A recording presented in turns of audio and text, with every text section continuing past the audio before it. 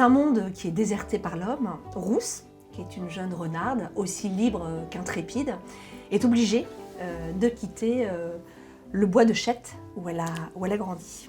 Alors la sécheresse fait rage, l'eau et la nourriture viennent à manquer à tout le monde, aux plantes, aux arbres, aux animaux.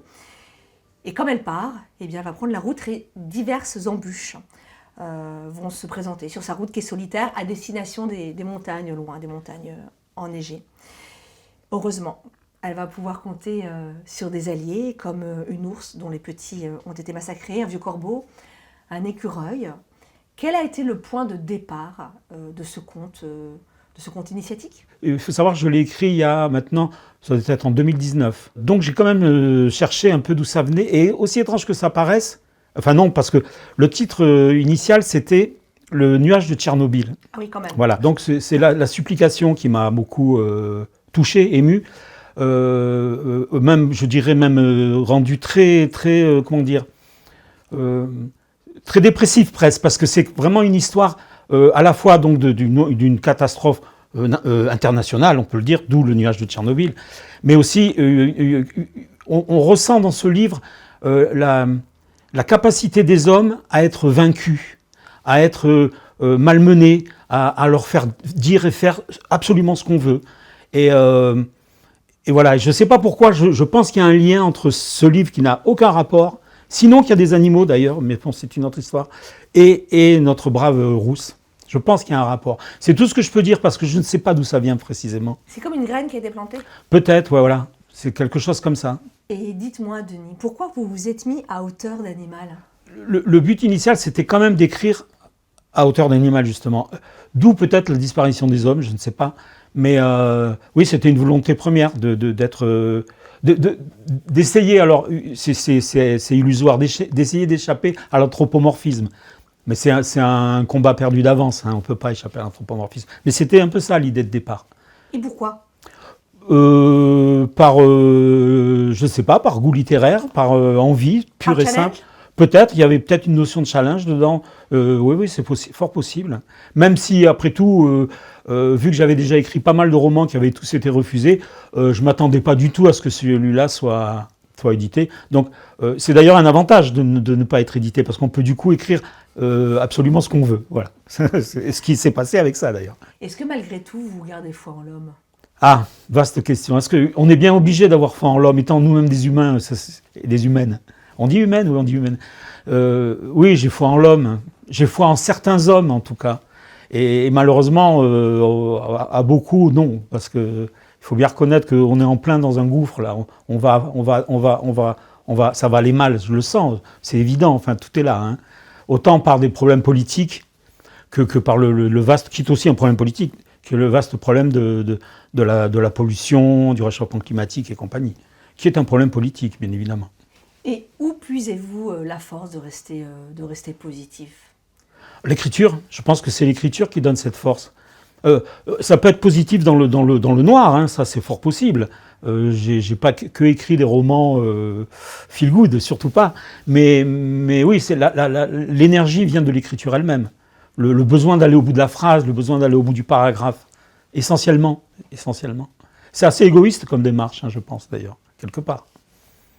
On fait comme on peut. Comment ? On fait comme on peut. Voilà, exactement.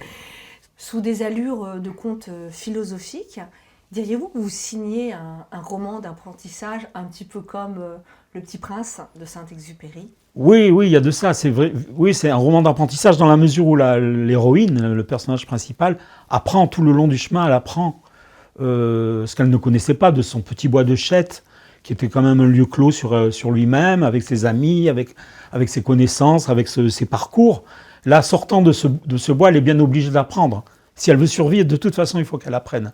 C'est une nécessité, plus qu'une volonté au départ, du moins. Après, il y a la volonté qui s'inscrit dans son esprit. Et apprendre en se confrontant au meilleur et au pire. Voilà, exactement. Par l'expérience, essentiellement. Même s'il y a par moments on va dire des apprentissages plus, entre guillemets, littéraires, mais c'est avant tout par l'expérience qu'elle apprend. À vous lire, mais peut-être que je me plante complètement, mais je vous pressens féministe. Est-ce que je suis féministe ? Disons que je ne perçois pas de différence notable entre les hommes et les femmes.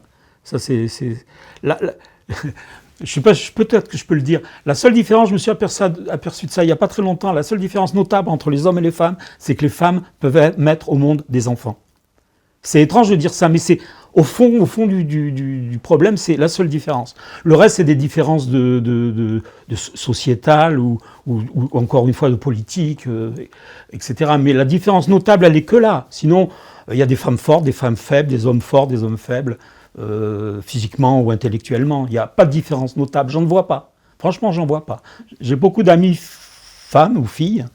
Et je ne vois pas de différence notable, à part que c'est des filles ou des femmes. Déjà, de dire ça, c'est féministe, hein, dans notre monde. Peut-être, je ne sais pas. J'ai pas de, comment dire, pas de volonté voilà, je suis pas un activiste, en quelque sorte.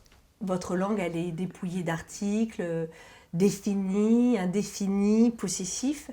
Du coup, elle n'en est que plus intemporelle, sensible. Comment est-ce que vous l'avez élaborée? Alors, c'est venu complètement par hasard. Dès le deuxième chapitre, je me suis dit, tiens, si j'enlevais les articles. Oui, vraiment, c'est comme ça que ça s'est passé. Et en le faisant, je me suis aperçu que ça donnait à la langue effectivement une autre dimension, peut-être. Alors évidemment, on peut le dire plus proche de l'animal, mais c'est simplement parce que c'est un fait de l'écriture. Mais en tout cas, ce que j'ai remarqué, c'est que ça donnait aux choses, aux objets, aux arbres, aux plantes, aux vivants, parce qu'il n'y a jamais le mot animal, bien sûr, oui. Aux vivants, une espèce d'essentialité, je ne sais pas comment on dit, c'est-à-dire que c'est plus un arbre, ou l'arbre c'est arbre, voilà, dans son essence, dans sa présence au monde. Et ça c'est pour ça que je l'ai gardé, parce que j'aurais pu très bien dire non, c'est stupide, mais oui, je l'ai gardé à la fin. Et même, je l'ai amplifié, c'est-à-dire que j'ai couru après, j'ai fait la chasse aux articles, aux déterminants, comme on dit. J'ai appris ce mot, depuis je m'en sers. Vous êtes revenu en arrière? Non, très peu, parce que je vous dis, c'est dès le deuxième chapitre que c'est arrivé. Rousse est catalogué en section roman. Pourquoi pas en poésie? Très flatté que vous disiez ça, parce que je me considère, évidemment, comme romancier, mais je me considère avant tout comme poète, si toutefois ça veut dire quelque chose. C'est un mot difficile à porter, poète. Hein. Ça, tout de suite, on s'imagine le gars perdu dans son troisième sous-sol, ou au contraire, tout en haut, dans la chambre de bonne avec sa pipe. Mais oui, je pense qu'avant tout, en tout cas, j'essaye de mettre de la poésie dans mes textes. Je n'essaye pas de mettre de la poésie dans mes textes. La poésie est là, ça fait partie de la structure même de ma langue. J'écris aussi de la poésie en elle-même, quoi. Mais peu. Peu parce que je ne cherche pas, ça vient ou ça ne vient pas. Et comment vous est venu ce titre, Rousse ou les beaux habitants de l'univers? De Giono, hein, je suis un lecteur de Giono, j'aime le personnage, j'aime sa littérature. Et donc dans une de ses nouvelles, qui s'appelle Le Chant du Monde, il y a cette phrase. Et j'avais vu ça chez une amie, elle avait une grande feuille de papier qui couvrait la moitié d'un mur, où il y avait ce texte, où notamment on apprend qu'il y a un jour peut-être que les sangliers vont sortir du couloir du métro. Voilà. Et donc il imaginait quelque part ce que j'ai mis en scène, c'est un monde où, je ne sais pas s'il y avait plus d'humains, mais en tout cas où les animaux avaient pris une certaine ampleur. Ce qu'on a un peu vu voilà, pendant le Covid. Je l'ai écrit avant, hein, donc ce n'est pas l'influence directe, mais voilà ce qu'on a vu. On a vu des sangliers dans les rues, des biches, des renards. Voilà. Alors on tient ici votre premier roman édité, vous n'en faites pas mystère, vous avez 70 ans. Pourquoi avoir attendu aussi longtemps pour être édité, publié? Ça, il faut demander aux éditeurs variés et différents de la place parisienne, parce qu'ils sont essentiellement à Paris, sauf nos amis Tristram qui sont à Auch. Il y a peut-être un lien d'ailleurs de cause à effet. Donc à chaque fois que j'ai écrit un roman, donc j'en ai écrit, je ne sais pas, disons une douzaine pour donner un chiffre, pratiquement tous, peut-être un ou deux, non, mais pratiquement tous, je les ai envoyés à des éditeurs et j'ai jamais... On ne peut pas dire que j'ai eu de refus parce que j'ai jamais eu de réponse. Ce qui m'a jamais tellement... Bon, oui, bien sûr, il y a des fois, c'est un petit peu déprimant, mais ça m'a jamais empêché d'écrire. C'était autre chose, l'écriture est autre chose que le fait d'être ou pas édité, il me semble. Tous les livres que j'ai écrits, sauf un ou deux que j'ai éliminés de ma bibliographie, c'est comme ça qu'on me dit, je pense qu'ils sont tout à fait lisibles par le commun des mortels. Et votre livre existe pleinement, et pourtant, c'est pas un secret, vous souffrez de dyslexie, dysorthographie. Terrible, presque impossible à imaginer. Oui, tout à fait. Tout à fait. Je ne sais pas d'où ça vient. Ça est venu très tard en plus. ce qui est donc complètement en dehors du concept. C'est venu, j'avais 13 ou 14 ans. Je pense que l'apprentissage des langues étrangères y est peut-être pour quelque chose, mais je ne peux pas en dire plus parce que c'est une affirmation qui repose sur pas grand-chose. Mais oui, c'est terrible. Je suis incapable d'envoyer un simple mot sans que quelqu'un m'accompagne pour le coup, le corrige, parce que c'est une catastrophe. Il en est de même pour vos ouvrages avant de les envoyer? Ah oui, complètement. Alors là, il y a plusieurs correcteurs et correctrices qui passent dessus, parce que sinon, je serais... Peut-être, ah non, je ne crois pas, parce qu'ils ont tous été corrigés. Mais oui, il reste des fautes, mais d'une manière normale, on va dire, qu'un écrivain à peu près normal, qui connaît à peu près bien son orthographe. Vous êtes un espoir pour des générations entières. J'espère, c'est pour ça que j'en parle, parce que j'espère que les gens qui souffrent de ce handicap, c'est un handicap social, hein. Quand vous êtes incapable, à la grande époque des chèques, par exemple, j'étais incapable de remplir un chèque, parce que quand on me regarde, c'est encore pire. Donc c'était une catastrophe. Et oui, c'est un handicap. Je sais très bien que je me rappelle avoir, à la grande époque où les romans les textes étaient envoyés sous forme de papier, en avoir au retour un, et à la première page, il y avait une faute d'orthographe qui était soulignée en rouge. J'ai compris le problème. Et quelle a été votre vie jusqu'à ce que cette nouvelle carrière s'offre à vous? Une vie assez tranquille, hein. Je vis donc à la campagne. J'ai depuis peu un jardin dont je m'occupe. Et j'écris essentiellement et je lis. Ça, je reconnais que je lis beaucoup. Voilà, c'est à peu près ça. Maintenant, je suis à la retraite, sinon j'ai toujours fait des travaux. Je travaille dans le théâtre. On dit dans le cinéma, mais très peu. Il y a plus de longtemps. Je travaille encore un petit peu dans le théâtre. Et puis voilà, donc j'écris essentiellement. Et je marche. Vous avez été aussi bûcheron? J'ai été bûcheron, déménageur, ouvrier agricole, à longtemps. J'adorais ça, ramasser les cerises, c'est un bonheur. C'est vrai, c'est un bonheur de ramasser les cerises et de s'en gaver toute la journée.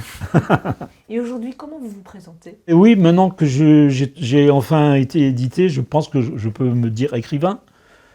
Oui, je pense que je peux me dire écrivain, ou poète, comme je vous disais tout à l'heure, si ça veut dire quelque chose.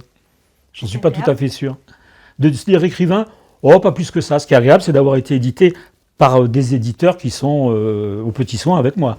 Ça, je dois leur faire tout à fait une révérence. Non, vraiment. Un voyageur de passage pénètre dans cette chambre, tombe sur votre livre Rousse.